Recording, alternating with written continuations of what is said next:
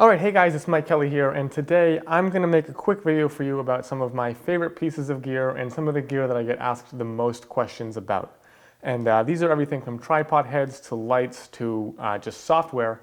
And like I said, I'm going to kind of delve into these. A lot of these things don't really have a lot of information out there about them. Some of the things that I use are very particular, shall I say, to the genre of architectural photography, but hopefully if you watch this and you shoot something else, you'll find a use for this gear in that genre as well. So I'm going to start us off right here. What I'm holding is the Arca Swiss CUBE, and this is known as sort of the grandfather of tripod heads. And this, first and foremost, is extremely, obscenely expensive for a tripod head. I think they're like 1,800 bucks.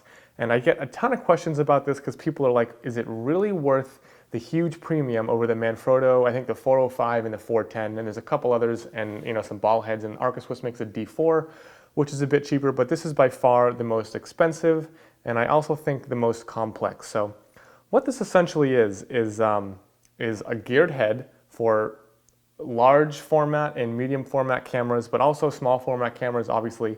And what this head allows you to do is make fine, minute adjustments to the camera position without having to worry about that signature ball head sag. Now, even on some of the most expensive ball heads, what happens is if you lock the camera down, you get it in position, right? As soon as you get things framed up and you let go of that head, the camera's gonna kind of lurch forward, right? And this allows you to use, all kinds of stuff on the camera.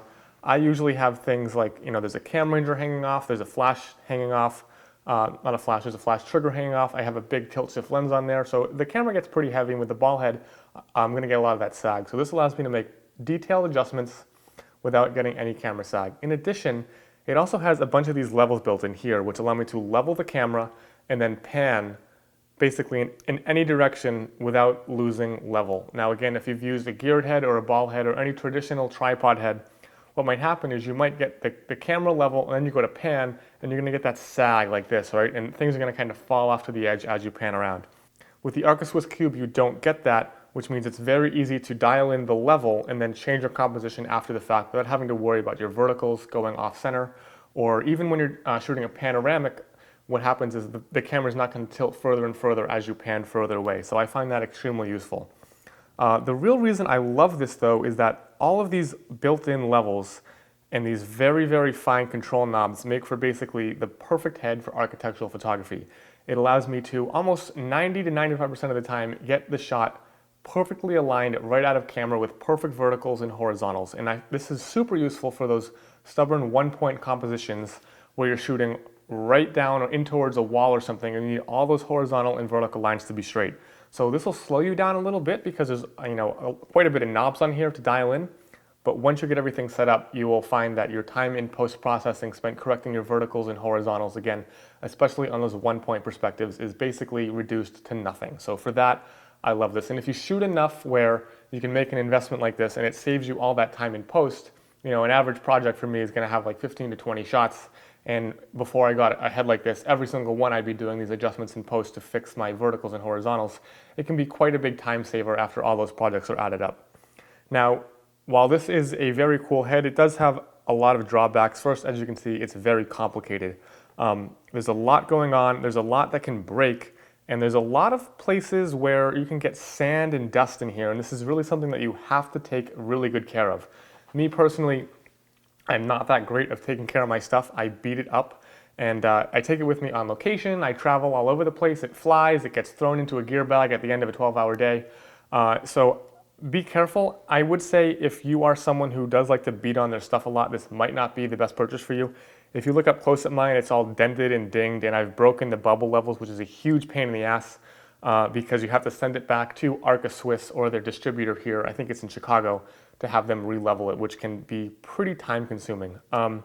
Another thing to be careful of is if you are a landscape photographer or you work outdoors a lot in blowing sand in a desert near a beach, all these gears, there's a lot of grease in here and the sand will stick immediately inside. There's nothing that's really preventing this from allowing things to get in there. There's no cover on it. There's no sort of protective layer of any sort. If I just open this up, you can immediately see in here that the gears are immediately exposed, and all in here there's this really sticky grease. So if you're the kind of person who likes to go outside in difficult weather conditions, whether there's sand blowing around or on a beach, this might not be the best thing for you. Lastly, this is kind of a funny thing. There's a video on my YouTube channel called Mike Kelley Has a Meltdown.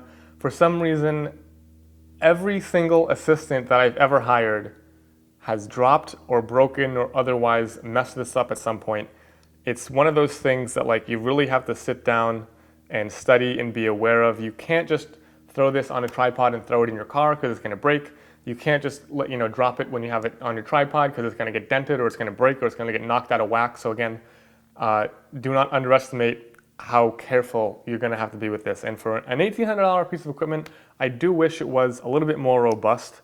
Mine is still a little bit gummed up and jammed, but I still love it enough that I'm going to use it, and it's really not worth it to send it back to me because it's really not worth it for me to send it back because I'm using this all the time, and I don't want to spend 2 or 3 weeks of downtime without using this. So that about sums it up. Great piece of equipment, very versatile, but you really need to be careful with it and really consider what kind of environments you shoot in.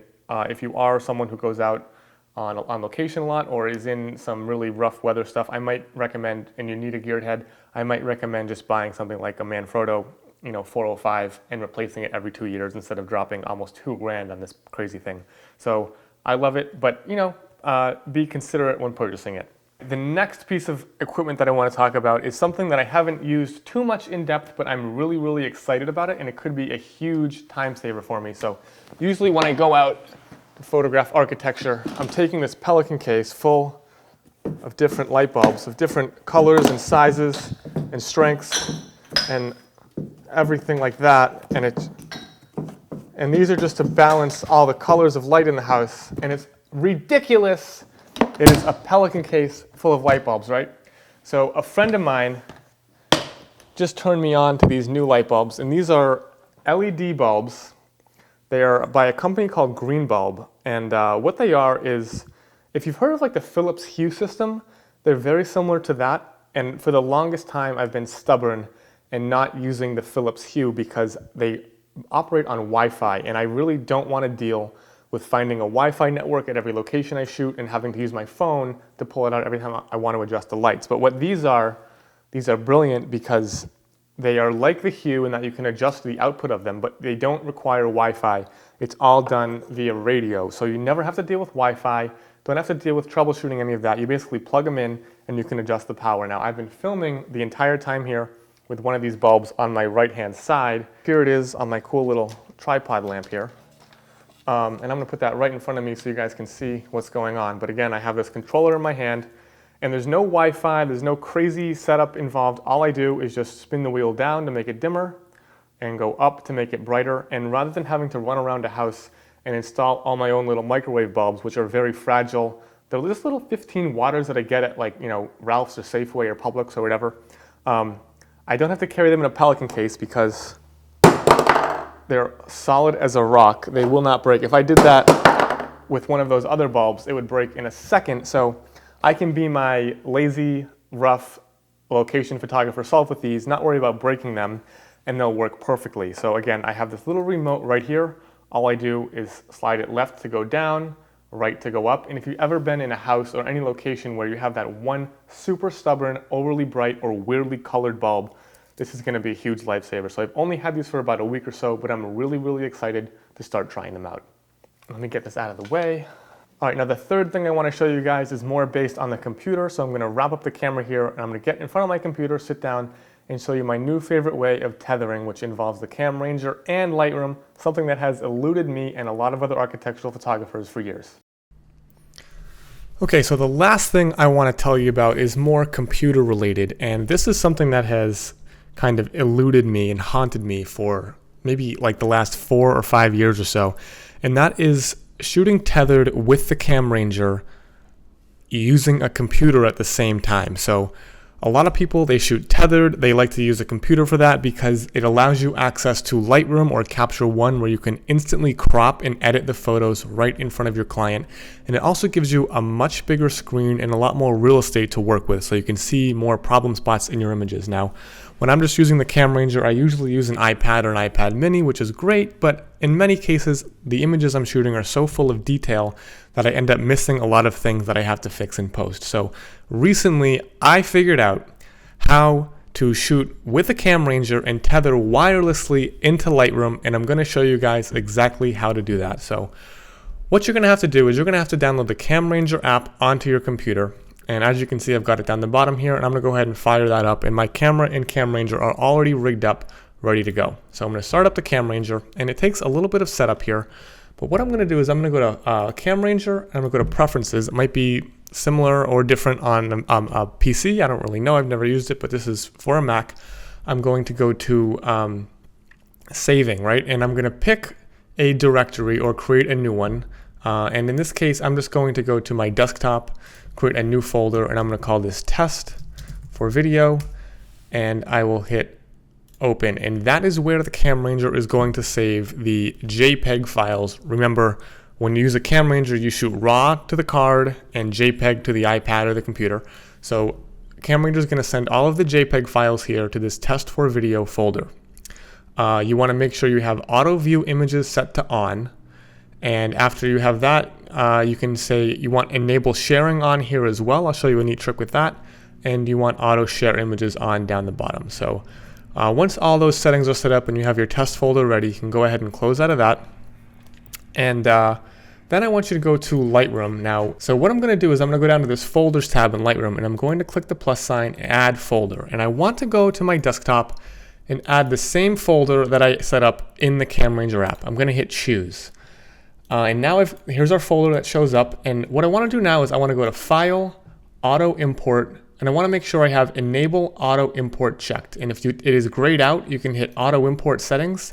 And in Auto Import Settings, I want you to go to the where it says Watched Folder, and I want you to hit Choose, and it'll be on your desktop. And in this case, it was Test for Video, so hit Choose. And so that means that Lightroom is always going to watch this folder for new files, and it can either move the folders to a new catalog or it can leave them there. I'm just going to leave them in that same folder so everything stays in one place. And you can tweak this and test this and set up your own way of doing things, but again, this is just a test to show you that it works. You can change all of your metadata information down here, but I'm not going to do that for the purpose of this video. Go ahead and click OK. Now go back to the CamRanger app, and what's going to happen is I'm going to take a picture here in the CamRanger, and it's going to show up in Lightroom. So ready? I'll do this. I'll give us a large JPEG to work with so you can really do some editing in Lightroom. So I'm going to smile for the camera and click Capture.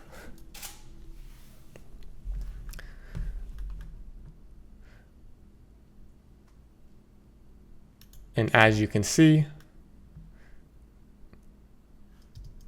that has pretty much immediately showed up there in Lightroom, ready for us to edit. So this went again from the CamRanger into Lightroom without any fiddling on my part. And now I can take it and I can go ahead and crop for the client.